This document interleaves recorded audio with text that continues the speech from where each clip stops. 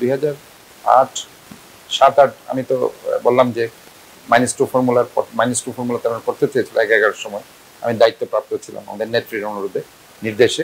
এরপরে 2009 সালে তো আমি পার্টির বললাম তো সেক্রেটারি হলাম। তো 2009 থেকে 16 থেকে আবার 24 কমপ্লিট গুরু দায়িত্বটা কিন্তু আমার হাতে ছিল, মানে বিএনপির সেক্রেটারি এরপর প্রেসিডেন্ট। যার কারণে গিয়ে এবং তারা দেখছে যে সিনিয়র নেতৃবৃন্দ ইনফ্যাক্ট তারা তো ধরেন বড় নেতা, তারা তো অবশ্যই সবসময় থাকা তাদের সম্ভব না, তারা ঢাকাতে কাজ থাকতো, তারা ঢাকাতে থাকতো। বাট আমাকে যেহেতু সার্বক্ষণিক চট্টগ্রামে থাকতে হতো এবং চট্টগ্রামের সমস্ত নেতাকর্মীরা, আমার যে একটা হসপিটাল আছে সেখানে সবসময় আসতো, তারা বিভিন্ন প্রবলেম আসতো, বিভিন্ন প্রবলেম সলভ করতে হতো আমাকে। ইভেন আমি যদি বলি আজকে যে অনেক সময় কারাগারে যখন আমাদের নেতাকর্মীরা গেল, বাচ্চাদের দুধ কিনে দেওয়ার কিন্তু টাকাও ছিল না। যদ্দূর পারি আমি যে আজকে যে মানে এই অবস্থায় এসেছি, নেতাকর্মীদের অনেক দোয়া কিন্তু আছে, কারণ তারা কখনো আমার কাছে এসেছে, কিন্তু আমি যদ্দূর পেরেছি তাদের পাশে থাকতে চেষ্টা করেছি। ইভেন এইবারও যারা জেলে গিয়েছে, লাস্ট অনেক ছেলে জেলে গিয়েছে, যদ্দূর পারি আমি সবসময় আমি চেষ্টা করেছি জেলে তাদের জন্য পিসিতে কিছু টাকা দিতে, যাতে করে তারা সেখানে কিনে খায়, এবং পরিবার যারা কষ্টের মধ্যে ছিল তারা আমার কাছে এসেছে, আমি ট্রাই করেছি। কাজেই সার্বক্ষণিক যেহেতু আমি চট্টগ্রামে ছিলাম, তারা আলটিমেটলি টার্গেটটা সবসময় আমাকে করেছে, যেহেতু ভাইটাল পোস্টটা তো আমি ক্যারি করেছি। তো এই জন্য আমি মনে করি যে আমার কোনো দুঃখ নেই, আমার ভালো লাগছে যে নেতাকর্মীদের আমি পাশে থাকতে পেরেছি গত 18টি বছর এই ফেসিবাদ বিদায় না হওয়া পর্যন্ত।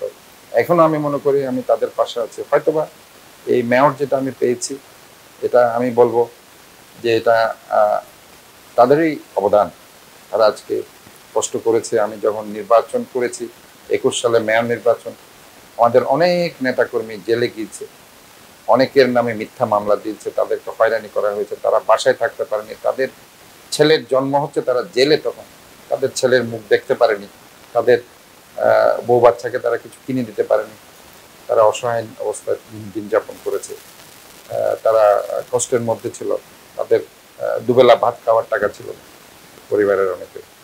কাজে এই জিনিসগুলো আমি নিজের চোখে দেখেছি।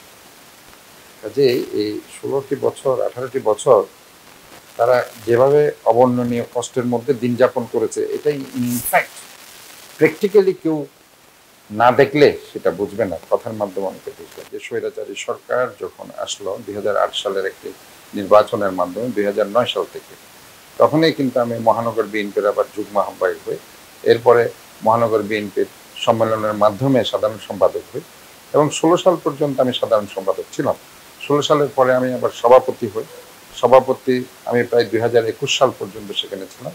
21 সালের পরে গিয়ে আহ্বায়ক হিসাবে আমাদের দেশনায়ক তারেক রহমান যখন আমাকে দায়িত্ব দেন, প্রায় 24 সাল এই যে আন্দোলন যে চলছে তার পর্যন্ত আমি চট্টগ্রাম মহানগর বিএনপির আহ্বায়ক। বিশেষ করে 2018 সালে ফার্স্ট আমি যখন জেলে গেলাম, 2018 সালের 8 ফেব্রুয়ারি, আপনি দেখুন ওই দিন আমাদের, হ্যাঁ 18 সালের 8 ফেব্রুয়ারি আমাকে যখন জেলে নিল, ওই দিন কিন্তু সারা বাংলাদেশে যেদিন ম্যাডাম অ্যারেস্ট হলো, ম্যাডামকে এই যে আপনার ধরেন 2 কোটি টাকা 6 কোটি টাকা যেখানে হয়েছে, সেখানে একটা অনৈতিক এবং গাইবে মামলা দিয়ে ওনাকে যেভাবে জেলে নেওয়া হলো, ওই দিন সারা বাংলাদেশের নেতাদের মধ্যে আমি গ্রেপ্তার হলাম। 2018 সালে আপনার 8 ফেব্রুয়ারি সেদিন আমাকে পার্টি অফিসের সামনে থেকে গ্রেপ্তার করে নিয়ে গেল হয়, ম্যাডামকে অ্যারেস্ট করার ঠিক 10 মিনিট আগে, চট্টগ্রাম মহানগর বিএনপি অফিসে। কাজে সারা বাংলাদেশে সেদিন যদি আপনি এস্টাবলিশড বিএনপি নেতাদের মধ্যে একমাত্র সম্ভবত আমি সেদিন গ্রেপ্তার হয়েছিলাম। তো ওই প্রেক্ষাপটের পরে গিয়ে এরপরে আপনি জানেন যে 2018 সালের আবার 7 নভেম্বর আমাকে জেলে নিয়ে গেল। কেন নিয়ে গেল আপনি জানেন? সেদিন তারা একটি 2018 সালের একটা দিনের ভোট রাতে তারা করছিল। ওই দিনের ভোট রাতে যখন তারা করছিল, তখন তাদের একটা প্ল্যান ছিল, যে প্ল্যানের প্রেক্ষাপটে সেদিন বিএনপির অনেক সংসদ সদস্য, শুধু আমি নয়, আরো প্রায় 8 থেকে 10 জনকে তারা গ্রেপ্তার করা হয়েছিল। সেদিন আমাকে 7 নভেম্বর দিয়ে গ্রেপ্তার মাধ্যমে শুরু করেছিল। 7 নভেম্বর আমি যখন এই যে আপনার তখন ছিলাম ঢাকাতে, আমাদের এখানে একটা সমাবেশ ছিল ঢাকায়, ওই ওই ওই প্রেক্ষাপটে আমাদের ছেলেরা সবাই এখানে ছিল। ছেলেরা যখন এখানে ছিল সেখানে কয়েকজনকে হোটেল থেকে অ্যারেস্ট করা হলো। অ্যারেস্ট করে আমি যখন তাদেরকে লোয়ার কোর্টে জামিনের জন্য গেলাম ঢাকাতে, ওই ঢাকা থেকে আমাকে তখন এডিসি সাকলাইন, আপনি বোধহয় শুনেছেন না, ওই এডিসি সাকলাইনের নেতৃত্বে তারা সেদিন আমাকে অ্যারেস্ট করলো। তাদের 2018 সালের 8 ফেব্রুয়ারি যেদিন নেত্রী অ্যারেস্ট হলেন সেদিন আমাকে গ্রেপ্তার করা হলো চট্টগ্রাম থেকে।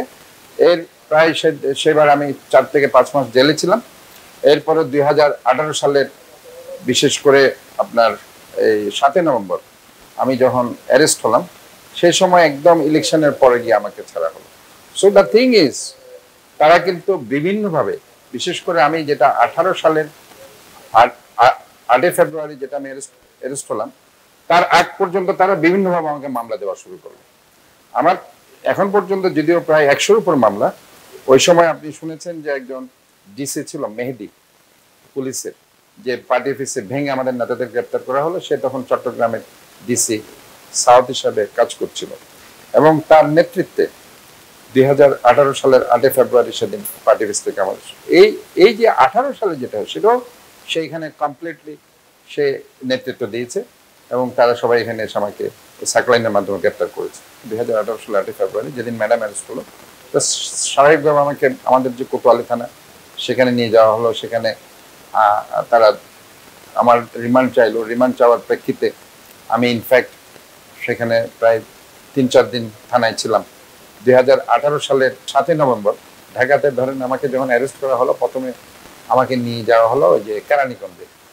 তো কেরানীগঞ্জে দেখলাম যে আমি জাস্ট গেলাম, ওইখানে আমাদের নেতারা আমাকে দেখি উৎফুল্ল হলো, সবাই আমাকে নিয়ে ঘুরলো। ঘুরার সাথে সাথে রাত্রে আমাকে পাঠিয়ে দিল কাশিমপুর কারাগারে।